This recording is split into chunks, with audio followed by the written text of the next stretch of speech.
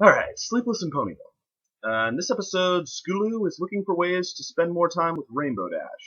She starts out going down the street on her scooter, driving everyone crazy, showing off her tricks, except for Granny Smith, who it seems is getting used to Scootaloo. Is kind of caught on to how this works by now. But anyway, though, she gets a compliment from Rainbow Dash, and she gets really excited, and like I said, starts looking for ways to get closer to her to see if she can be, what, in her own words, she wants to be like Rainbow Dash's little sister. And Apple Bloom mentions that she and Applejack are going on a camping trip, and then suggests that she get Applejack to invite Rainbow Dash so Scootaloo can also come along and move towards her goal, spend some more time with her, and then Sweetie Belle too gets an invitation, and she brings Rarity. And so it seems like it's going okay at first. Rainbow Dash, uh, in spite of a couple awkward moments, seems to be sort of affectionate towards Scootaloo as an up and coming tough athletic pony. But then the problem is Rainbow Dash starts telling scary stories, and again she puts the pressure on Scootaloo to be tough, with not directly, but she gets sort of in everyone's face like nobody's scared of scary stories, are they? So okay, and Scootaloo is able to hold in her fear a little better than Sweetie Belle or Apple Bloom, but the consequence there is that she doesn't feel better after letting it out. Like Apple Bloom and Sweetie Belle, they shiver all the way back to their tents, but I mean, their big sisters are there to come on, there's no scary things in our tent, I'll be here with you, and all Rainbow Dash provides is more putting the pressure on, so, okay, Scootaloo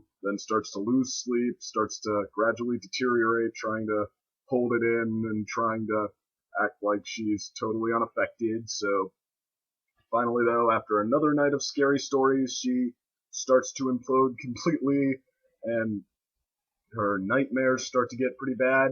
And then, of all ponies, it's up to Princess Luna to help her out. Princess Luna, the Princess of the Night, it turns out, has the duty of entering ponies' dreams and seeing if she can correct where their mentalities are going wrong. When something is seriously wrong, Princess Luna, or at least in your dreams when it's seriously wrong, it's Princess Luna's job to fix it.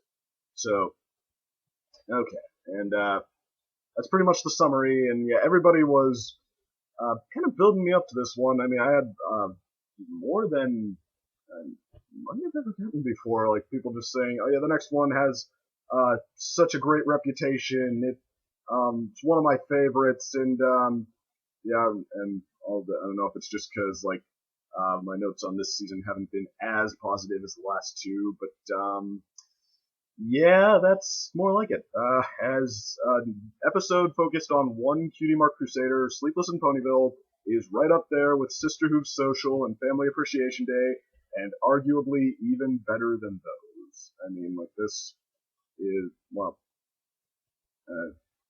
from the top, I guess. This just, for one, this has, I mean, not only a scenario with some honest emotion in it, but like to the point where it actually becomes a little hard to watch because what it's so, I mean, even if you've never been there, it's so like identifiable what's on screen. Well, in this particular scenario, but everybody like been there trying to deal with like some overwhelming feeling and just like that you can like barely play off. But I mean, yeah, pressure's on to play it off. Everyone I think has had something at least a little bit like that. So okay, Scootaloo, we're seeing her after the first rough night. She's trying to uh, push through, play everything off, even though she's jumping at everything.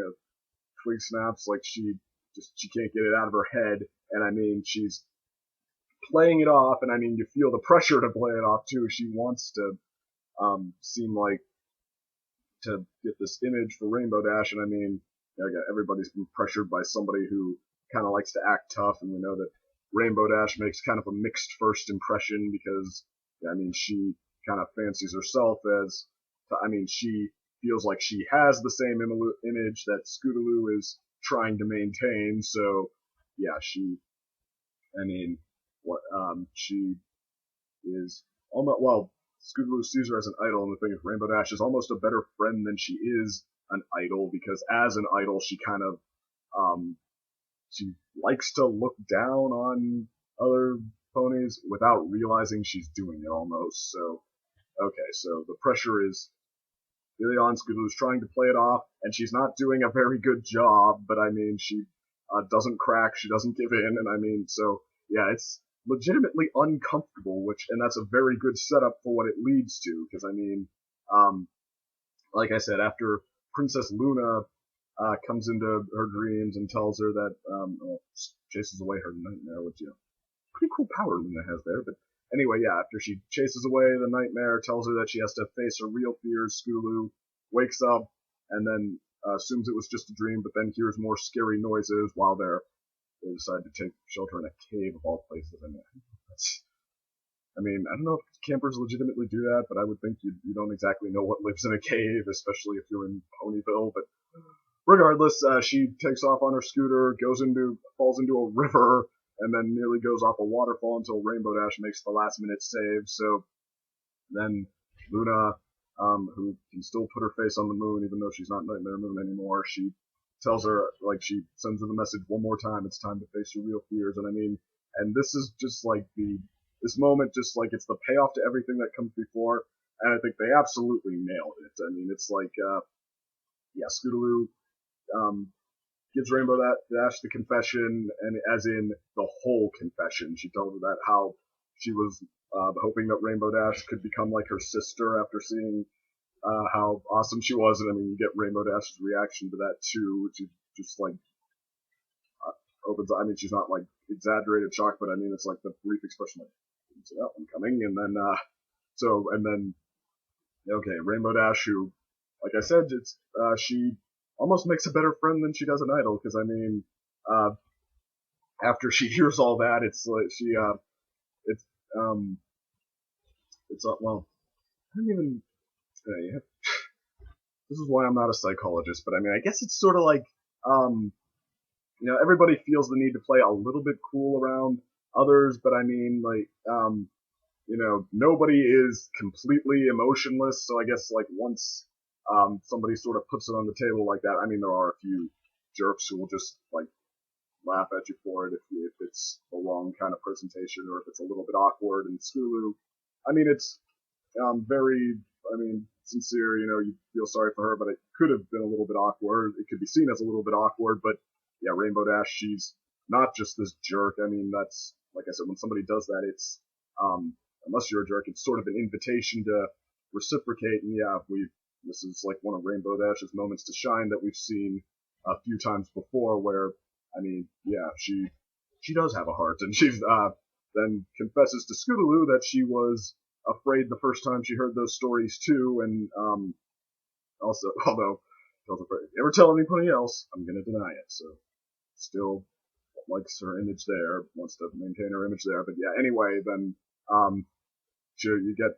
what do you do when some little girl you barely know just said that she was hoping she could impress you enough for you to take her under your wing and be like her big sister, Rainbow Dash, pulls her close and, without even breaking her smooth-talking Rainbow Dash persona, just to make sure it doesn't get awkward or sappy or anything, she just tells her, so, you're looking for some pony to take you under her wing, huh? Well, yeah, I think I could be up for something like that, and I mean, doesn't even have to say any more than that. Scootaloo just knows that right away that's a heartfelt yes, hug it out, and it's oh, Rainbow Dash, I always knew you had a heart of gold, so just all very well done there. And I'm curious to see where they're going to take that, but anyway, though, so, yeah, and you get a moment with them, too, the next day, where it's the vibe is now just a little different than it was before, Sweetie Belle proposes sister teams racing to the falls they're checking out, and Rainbow gets Scootaloo pumped up for it.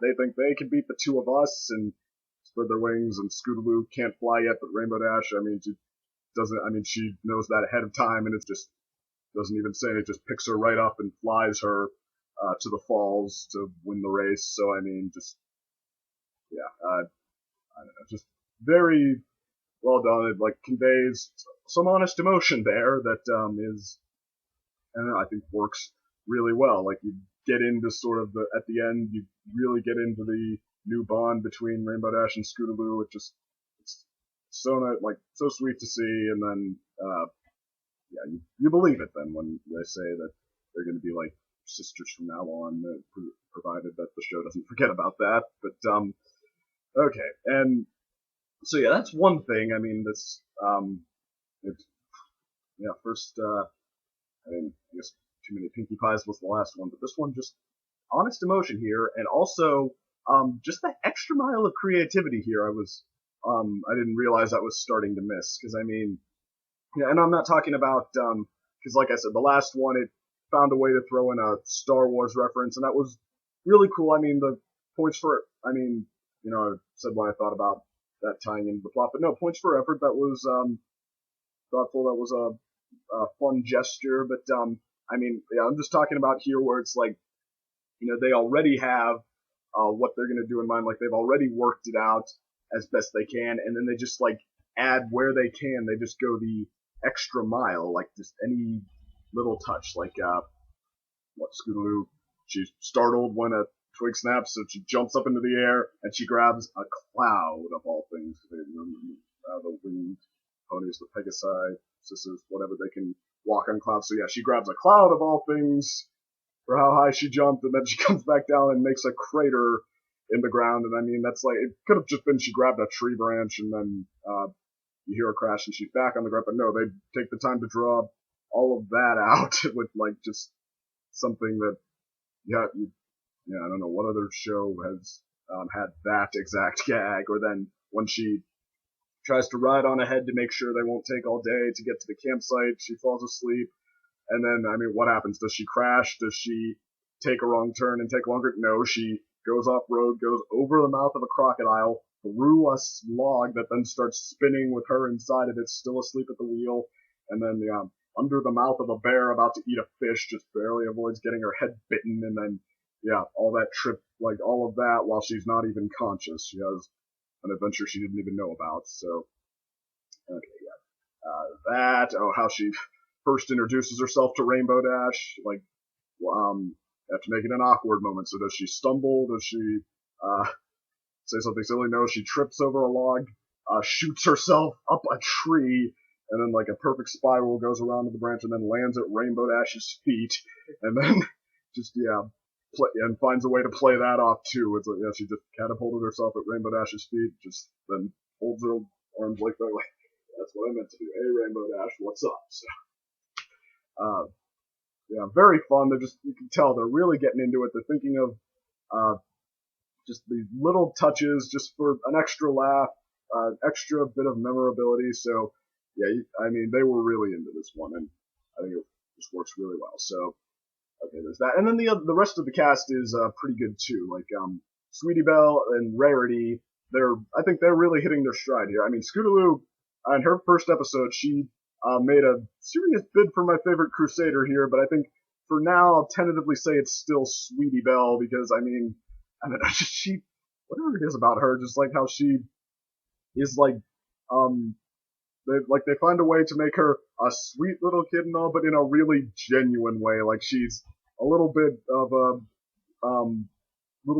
a brat, but like not in a malicious way, just, or a selfish way, just like she,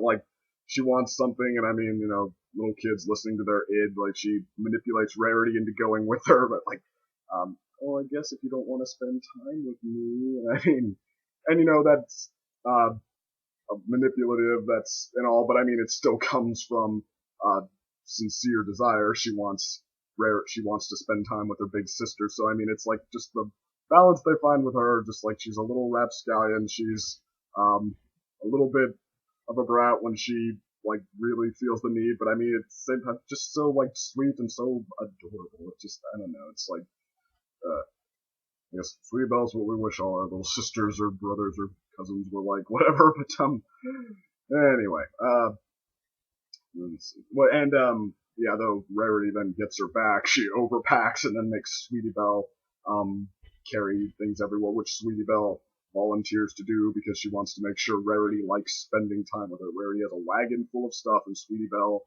is forced to drag it everywhere, and is all, like, does it voluntarily too, which is funny. And then, what else was there? I mean, I think we already had a couple of good lines. But Sweetie Belle, though, her show-stealing moments is when she sings the campfire song, or Scootaloo is trying to think of ways to keep everyone awake longer so she doesn't have to go to sleep and have more nightmares. So she proposes a campfire song.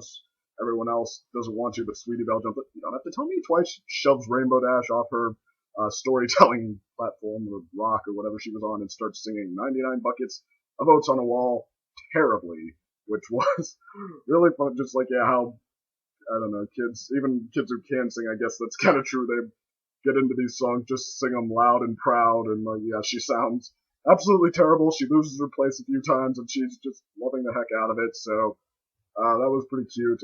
Except that, yeah, they better not actually mean that she is a terrible singer now, that like she's, I don't know, hitting puberty and losing her voice or something like that. Because, I mean, yeah, that if they throw that out before she even gets to do anything with that as her talent, I will not approve. Just test. But okay. So it's that, and yeah. Moving on to the other characters, the Apple sisters, they're more background support this time, although I did think Applejack got to shine in sort of a more subtle way, like this is a return to some of the qualities that I didn't think they got across as strongly in her last, in her starring roles, or even in the last few times we've seen her, that, yeah, even though she has her faults, she's stubborn and all of that, she's also sort of more mature than most of her friends, like even Twilight in some instances, where like she's just, I mean, she doesn't like care about building herself up. I mean, she cares if you go out of your way to look down on her, but she doesn't care about like building herself up and, yeah, playing off being afraid. Instead, she's more in tune to the other characters' needs. So yeah, she's a little more mature. There's a little more of a warmth to her. Like, I mean, I guess everyone